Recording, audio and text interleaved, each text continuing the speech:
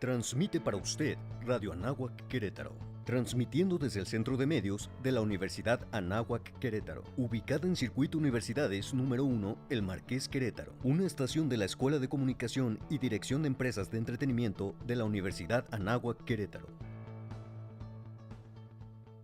Radio Anáhuac Querétaro, amplía tus sentidos.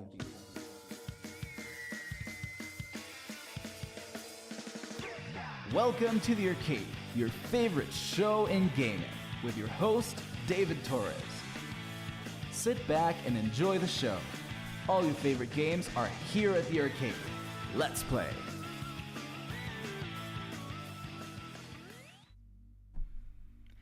Hello everybody, it's me, David Torres, and welcome to another episode of the Arcade here in Radio Anáhuac Querétaro. I'm David Torres. I don't know, I'm very scatterbrained today. Did I already say my name? I think I already did. Anyway, hello. I'm very excited about today's episode.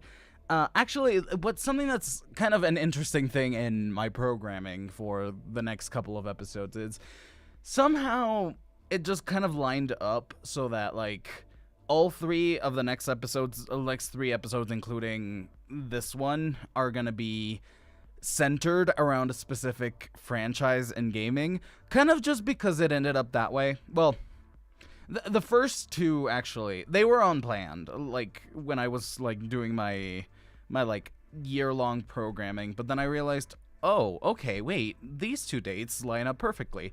The third one, I actually wanted to do it this episode, but, you know, I just figured it was more appropriate by dates to do that one last, even though it's the one that originally made me start on this franchise train. But anyway, you'll get it when you get it, I suppose. For now, though, today we are talking about Pokemon. It actually kind of hit me, like, right out of nowhere, too, because I had completely forgotten, like, February 27th is Pokemon Day. We will be talking a little bit more in-depth about that in a bit. But yeah, so basically, today we're talking about Pokemon. So an insert coin, you know, we're just going to be talking about the franchise in general, what it is, what it isn't, what it does, and, you know, what insert coin does, basically. Then in virtual reality, we had already brought up Pokemon in a past virtual reality, so this time around I want to talk about a specific game.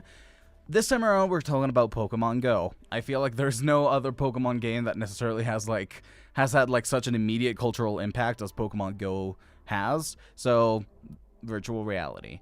Then in experience points, we're going to be talking about my favorite games in the entire Pokemon franchise, Pokemon X and Y. And then finally, patch notes. We have, well, news, but that's nothing new, ironically. Anyway, let's go ahead and get started with Insert Coin.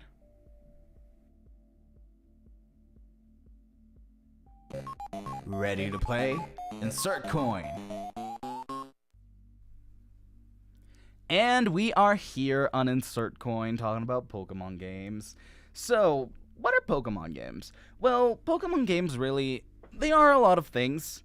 At its core, they are basically RPG games where you start off as a child in a what was I gonna say, farm, in a, like, remote town, and basically you just have dreams of going out and exploring the world and meeting creatures and maybe becoming a champion or stuff like that along the way. So really, right off the bat, that's actually kind of something that I really like about Pokemon. You can really just play it any way that you want. And it has, like, it does have a lot for everybody. Like, basically, the biggest charm easily in Pokemon, it's the creatures themselves, the Pokemon. There's a lot of different Pokemon for every different taste. There's 17 different types of Pokemon, so basically Pokemon have a typing, which I guess you could say really, and I think the easiest way of explaining it is like an elemental affinity, even though they're not necessarily all like element directed, but you know, you have your water types, your fire types, your electric types, your grass types, but then you also have like psychic type, ghost type, fairy type, and you know, it brings up a lot of really interesting variations.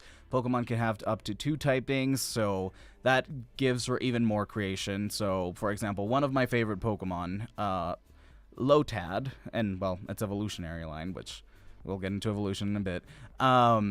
It's a water and grass type Pokemon, so it's a lily pad. So, water and grass. And it has a lot of, like, really cute and clever design throughout basically all of the creatures. Like, it's a very thought out series when it comes to its creature design. And, I mean, that we enjoy that here in the arcade. So, like, yeah, that's basically, like, one of the big things, like, the biggest charm. And obviously then, evolution too, once you've, like, trained your Pokemon enough in different ways. Usually it's just leveling up, but some Pokemon have specific requirements for evolution. They grow to a different state, a different form, and, well, really, it's considered a different Pokemon at that point too. But, it's still kind of like this fun, like, charm to it of, seeing things visibly, like, grow and adapt and change and become something new. So it really does have, like, a lot of this charm from its creatures themselves. The gameplay itself is actually really fun too.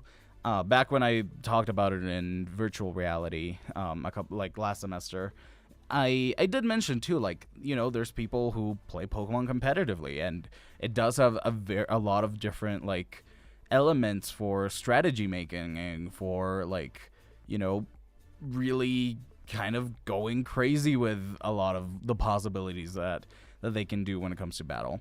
But if that's not your thing, you can also just, play the story, collect Pokemon, trade, and there's also this feature called Shiny Pokemon, which is basically like a chance of 1 in like 5,000. I'm rounding that number because it's kind of a crazy number that I don't have memorized, but might as well be 1 in 5,000. Well, as of the latest Pokemon games, it used to be 1 in like 8,000. But anyway, I digress. Of a Pokemon having like a different coloration, and so it's like a super rare thing called a Shiny Pokemon, and there's people that also play just going for that. So anyway, I feel like I kind of went really like tangentially about what it is, but we enjoy it. We like Pokemon here. So brief history, and actually this is kind of something that I alluded to. Pokemon, like, it always releases like in pairs of 2. Well, mostly always. It usually does a pair of 2 and then like an added one within that pair. I'll explain that a little bit in experience points. But basically, yeah, like the very first set of games, Pokemon Red and Blue, released in Japan on February 27th, 1996, 26 years ago as of this Sunday. So ever since then, February 27th has been considered Pokemon Day. And so usually there's like, it's like a celebration, and they make announcements, which we will be talking in patch notes. You already know. So yeah, like it's really nice to see just how much this series has evolved and how much it has grown throughout the games. Or throughout history, to the point where, now it's not only just the games, but there's the anime, there's the movies, there's a lot of merchandise, there's spin-off games even, and so it's just something that I really appreciate. Pokemon is just such a massive franchise. I did mention in virtual reality that one time that it is the highest grossing media franchise by a big margin. And, it is just such a beloved franchise that I'm just happy to talk about.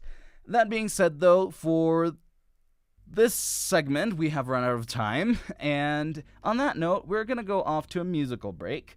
This is the Pokemon Red and Blue theme Brawl remix from the Super Smash Bros. Series. So we're going to go right off to a music break, and we'll be right back here on the arcade. All your favorite games are here at the arcade. Only on Radio Náhuatl Querétaro. Amplía tus sentidos.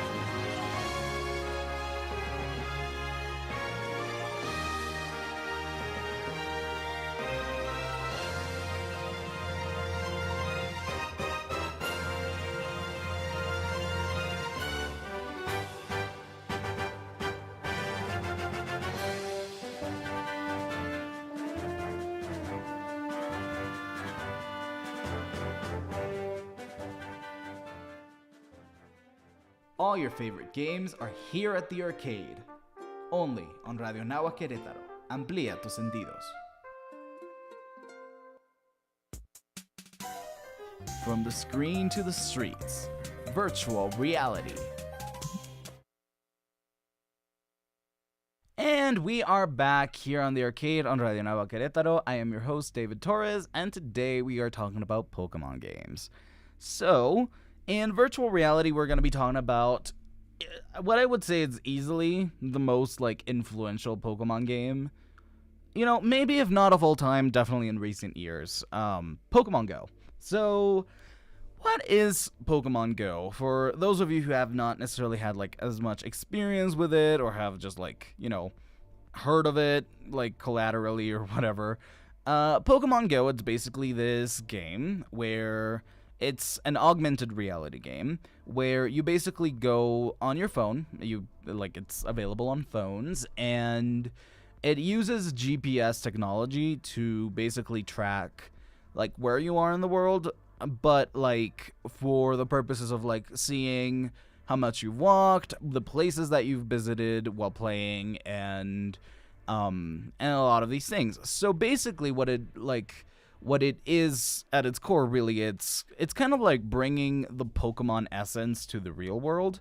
The Pokemon games, as I mentioned a little bit, starting off as this 10-year-old kid that wants to explore the world, it actually really brings that energy into Pokemon Go.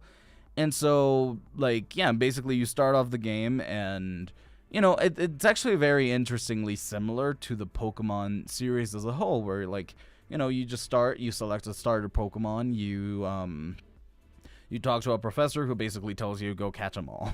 And then that's basically what you do. And, you catch Pokemon, you train them, you battle with them. There's gyms and stuff that you can, if you have control of a gym by beating whoever had already taken power of it before you, you can basically put a Pokemon there, and then you'll collect rewards the longer that Pokemon stays in there. So it's a really interesting twist, and the big core mechanic, or the core essence that makes Pokemon Go what it is this whole part of the GPS and the movement tracking, which is something that is actually really, really cool. There's been a lot of times where I've gone out on walks just to play Pokemon Go, or that Pokemon Go has been the major motivation to be I don't know if I wanted to go on a walk today or not, and then it's Pokemon Go, and it's oh, you know what, yeah, I could probably go on a walk and catch a Pokemon, or hatch some eggs even, or whatever. Eggs too are a big part of Pokemon Go. So basically you collect an egg, you put it in an incubator, and it requires you to walk anywhere from 2 to 10 kilometers. I think they might have actually released a 21, but I'm not entirely sure about that. Let's just say 2 to 10 kilometers, and then it hatches and gives you a new Pokemon. So it has a lot of these really cool different elements that really makes it really cool to play and just get out and explore the world. One of the other big features within Pokemon Go, which we're about to delve in a little bit deeper in just a moment, but basically it's Pokestops. So since Pokemon Go is based on GPS technology, it also has tracking of landmarks and landmarks sorts of locations within the real world that it then in the game makes into Pokestops. So Pokestops are basically these landmarks where you go and you can collect items, or you can put a lure on them and they'll attract Pokemon, and basically it encourages visiting a lot of different places as well. So this is actually something that was really, really interesting with Pokemon Go when it came out back in July of 2016. Basically it not only did it serve as motivation for walking and stuff, but it actually helped a lot of people go out into the streets and connect with other people. It really was kind of crazy just to think about the summer when Pokemon Go came out. how like people just started going out into the streets more. Like they made friends with other people playing Pokemon Go, and like I mean I was actually in the US when it came out, so I was able to play it from the beginning, because at first it had only like come out in a couple places. Mexico was not included within them, and so like it was actually really interesting to like be a part of that like original crowd and see all these different like things that it ended up doing like immediately. Like it was this really big, crazy like social media phenomenon, even where people would be talking about it all the time, people would be playing it all the time. It was actually like even like 2016, it was like the presidential election, like both Hillary Clinton and Trump like mentioned them within the campaigns. I do have to say, weird to say this, but like, man, those were simpler times. Yeah, humanity really is something, huh? Anyway, let's not get into dark stuff right now. But anyway, so yeah, like these like, and the fact that it had like these Pokestop landmarks, it actually really helped a lot of things. For example, like it actually helped a lot of businesses that just so happened to be either on or heck even be a Pokestop. Because I can say, for example, like that summer I was in the US with my sister, and so like I would spend most of the days at her business, and her business just so happened to be like right on a Pokestop. So it was actually really interesting to see how basically I could just like reap the benefits just being there. But like even more than that, it's like people would actively go to new businesses, or like these Pokestops would attract people to businesses just because of the Pokestops. And people, of course, capitalized on it. Like, I can say, for example, when the game got here to Mexico, like, a big thing of Mexican culture is basically being able to make money out of anything, I would say, and people definitely capitalized on it. Like, I do remember seeing, like, a lot of people with, like, things, like, stands, or even, like, wandering merchants or whatever, like with Pokemon Go themed merchandise, or like selling bottles of water or selling stuff like that. And so it was really interesting just like how much it helped the economy to have Pokemon Go back then. But not only that, but like it also even helped like museums or like religious like buildings, because both museums and like religious buildings had a lot of like we're very prone to being Pokestops, because usually museums and churches or whatever, like they are landmarks, like ultimately. And so if it's a landmark, it's very prone to becoming a Pokestop. So it was actually really interesting to see also how like people even in those contexts, both cultural and religious, like used it to like bring people together as well. Not only that, but it also had like a major impact within the Pokemon series as a whole. And I mean, I am just very happy about that too, because for example, the games that came out, like the main series games that came out immediately after Pokemon Go, Pokemon Sun and Moon, were actually the highest selling video games in the 3DS, with over 16 million copies sold.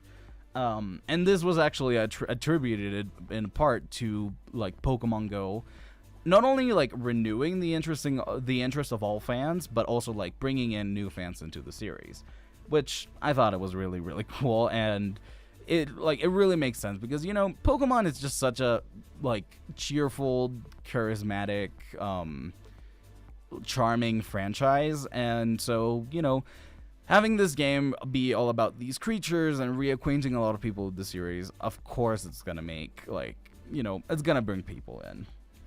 Aside from that too, it actually did end up having some impact on the entire like gaming industry as a whole. Pokemon Go being like this GPS based game where it also has like some properties with the camera. Like if you click on a Pokemon and you have this feature activated, you can actually see the Pokemon within your real environment. And like you can, well, obviously you can catch it in the real environment, but you can also like take pictures with it. And so this is what's considered augmented reality. And so it actually brought in a lot of other games that, you know, it popularized this augmented reality technology.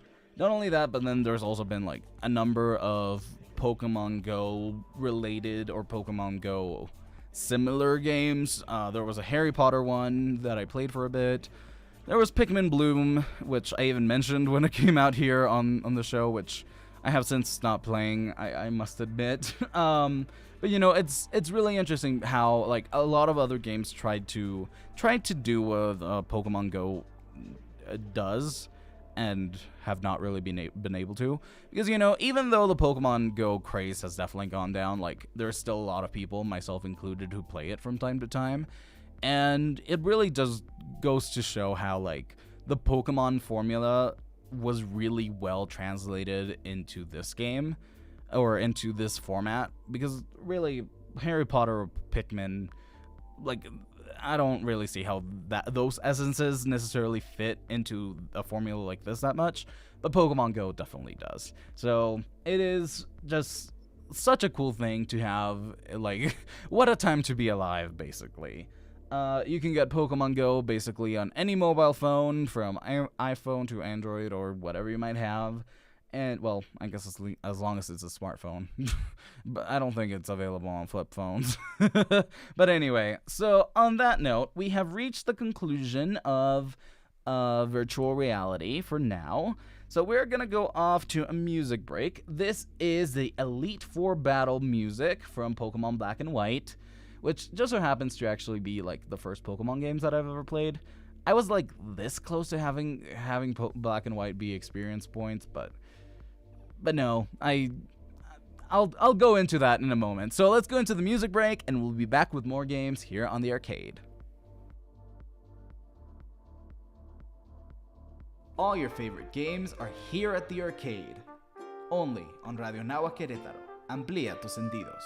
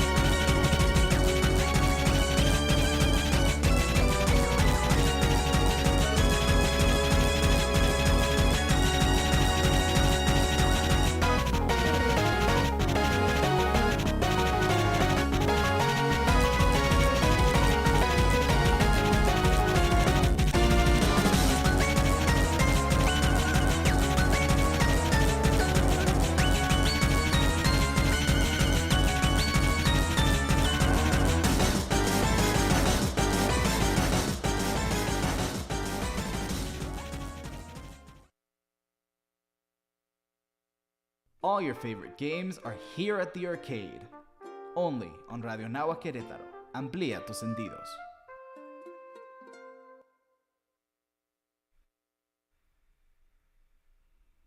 Oh, and, well, I was waiting for the segment thing. But anyway, we are here on Experience Points. Back on the arcade on Radio Nahua Querétaro. I am your host, David Torres. And today we are talking about Pokemon. So, moving on to Experience Points, we are going to be talking about what's easily my favorite Pokemon game of all time. Well, Pokemon games, really, because, I did mention how, every Pokemon game has, a release in pairs. So, this one is Pokemon X and Pokemon Y. So, Pokemon X and Y, what are they? Well, they are the six, main entrants in the series. Pokemon, well, they are basically what harbored in Generation 6 of Pokemon. Basically, to kind of elaborate on what a generation in Pokemon means, it's kind of like a new, kind of like the new segment or the new, installment, so to speak, of Pokemon. It usually involves having, an updated graphic engine, an updated, system. It definitely also does come with, a whole new Pokemon region, which is, the setting for the games. A whole batch of new Pokemon as well. And, it usually comes up with a lot of, new features. Another, telltale sign is also, the new... being on, an upgraded system, though that's not necessarily, a requirement. So yeah, basically, just a new generation of Pokemon. So, yeah, Pokemon X and Y are, the bringers of Generation 6, and, yeah, so basically, there's a lot of things that I adore about X and Y, from basically, the music, the region, the Pokemon, the story, and I'm going to be elaborating a little bit more on all of these. So basically, the X and Y happens in the Kalos region, which is actually inspired by France. So right off the bat, I don't know, I've always been kind of a sucker for France, and I enjoy the France aesthetic, I suppose. And so, it brings a lot of this, themes of beauty and harmony and, a lot of these things that are very inherent to French culture, I suppose. And it just, really brings Pokemon into it. And it really brings, this whole sense of, style, but also, joy and beauty and stuff to Pokemon. And you can see that from the Pokemon to the story, and then the music as well for this game is, really, really nice, which I'm excited to, bring up a little bit of the music here after this segment. But then, when we get to, the features that this game added, there were, several features that were, so good and that I absolutely adore, and one of them that I'm particularly heartbreaking that hasn't come back to the series since. But basically, among them, this was the first time that Pokemon had a character customization and, being able to buy clothes, change your hair, do all these things. And then one big thing that I severely miss is Mega Evolution. So basically the, canon, or the canon definition of Mega Evolution is basically once you, certain Pokemon, once you have had a special bond with them, and in, really epic moments, well, I don't know that epic moments necessarily the canon description, but, when it's necessary, so to speak, you can, Mega Evolve, and it will unlock, a new version of that Pokemon, giving, new powers, new abilities, obviously a lot more strength. And this was actually really nice because a lot of my favorite Pokemon throughout the series that had not necessarily always been particularly good for competitive battling or anything, they got a breath of fresh air thanks to Mega Evolution. And aside from that too, it was actually something that is really nice within X and Y that it really made it very easy to train Pokemon for competitive battling, and it made it like really, really accessible. I had tried to do competitive battling back in Generations 5 and 4, which were the only two that I had really played until that point. And they were really difficult because there were like a lot of invisible stats and a lot of invisible things that you couldn't, like, you would really need to be like super focused to be able to figure that out. But X and Y really made that easy through features like super training. So that is kind of like something that really drew me in as well. Because with my best friend at the time, like, we would play competitive battle, like we would battle against each other and be really, really fun because this, like, the X and Y format really allowed for that.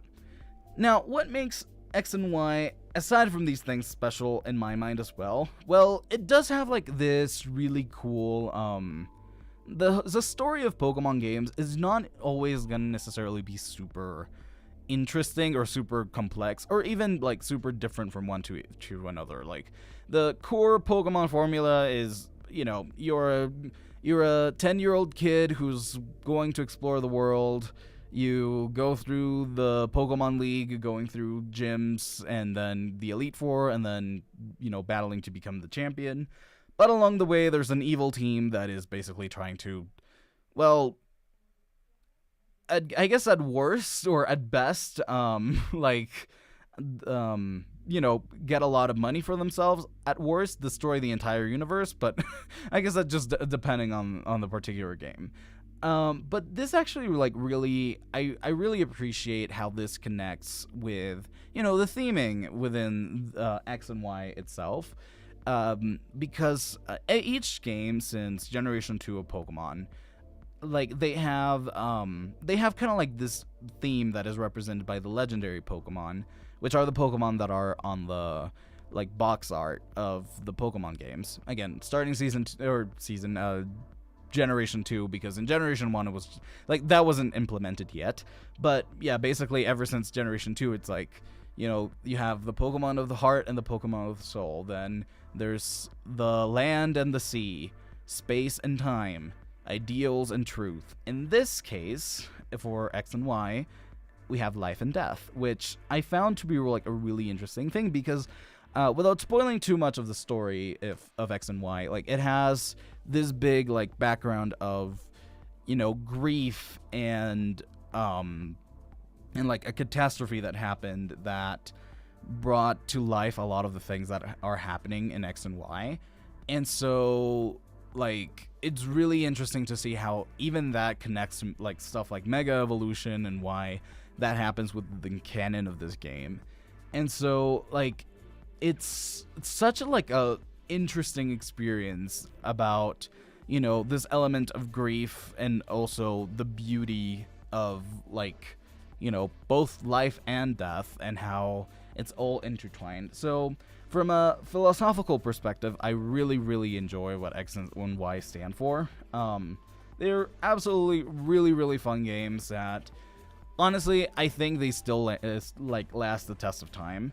Some of the criticism, which honestly I will say it is kind of valid, is that they are pretty easy Pokemon games, all things considered.